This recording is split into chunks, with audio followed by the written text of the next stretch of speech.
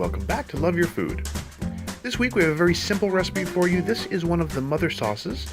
We're going to take you through making a roux to a bechamel sauce, and from there to making a Mornay sauce, which is basically just adding cheese to a bechamel, which we're using for next week's video, which is going to be mac and cheese. But let's get going with some ingredients. So basically we're starting with some all-purpose flour, some butter, we have some cream and some milk.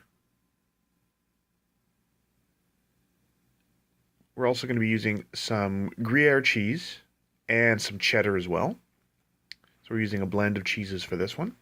And some Tabasco sauce, just for a little bit of acid in there as well.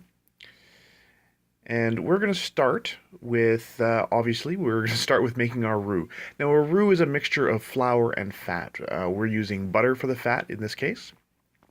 So we're just going to melt our butter down in a hot pan. If you're using a spatula like this, make sure it is heat proof.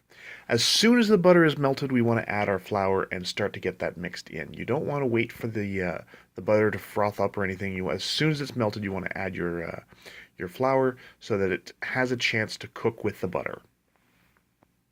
You certainly don't want the taste of raw flour in your final product. So we're just going to give that a good stir and make sure nothing is sticking, and we're just going to make sure it's all coming together. Now you'll see it's going to start frothing up and getting fluffy like this.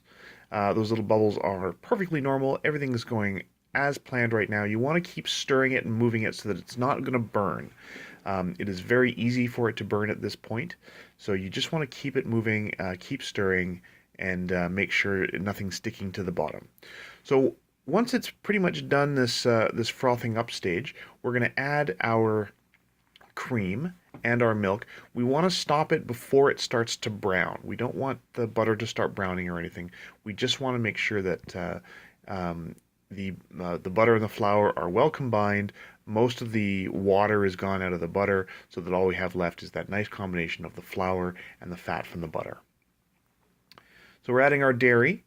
Traditional bechamel sauce is actually just milk, but we wanted to make a very rich sauce for the macaroni and cheese. So we've taken our roux, we've added this the dairy. This is very close to being a bechamel sauce already. It just needs to cook for a little while. So again, you're going to be giving this a pretty consistent stir. You want to make sure that nothing's sticking, nothing's burning at the bottom of your pan. Now's a good time to season as well. You want to add a little bit of salt. And then you're going to be adding the Tabasco sauce that we showed you a little bit later. That's after the cheese goes in, when you're tasting it and adjusting. So once everything has come together and is about this stage, you see it's thickened up quite a lot. At this point, you want to turn the heat down to quite low. We just want to simmer it until all of the raw flour flavor has gone away. We want to make sure the flour is thoroughly cooked. And once that's done, you're already there. So again, for a traditional bechamel at this point, we would turn the heat down and we would simmer it with aromatics. So there would be bay leaf and cloves and nutmeg and other things going in there. You can see here, it's finished cooking down, and it's much silkier. It's got that beautiful shimmery texture. That means the flour is perfectly cooked. You do want to taste it at this point as well to make sure. And that's your bechamel sauce.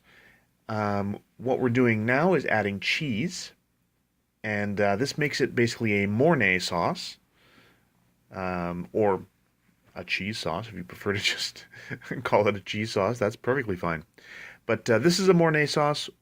We are just adding the cheese now. It's been shredded so that it will melt easily, and you just want to give it a good stir. Again, make sure it's all well combined in there. It will melt pretty quickly because the bechamel that we've made already holds the heat really, really well. And you're just going to give that a good stir. Again, making sure nothing's sticking to the bottom until it's good and smooth. All of the cheese has melted and it's completely integrated. You don't want any lumps of cheese. By now, any bits of flour should be cooked, and that's it. Once it's nice and smooth like this, that's it. You are done. As I said earlier, this is going to be part of our recipe for next week, where we're doing a macaroni and cheese. But this is just sort of a little basics video to get you started.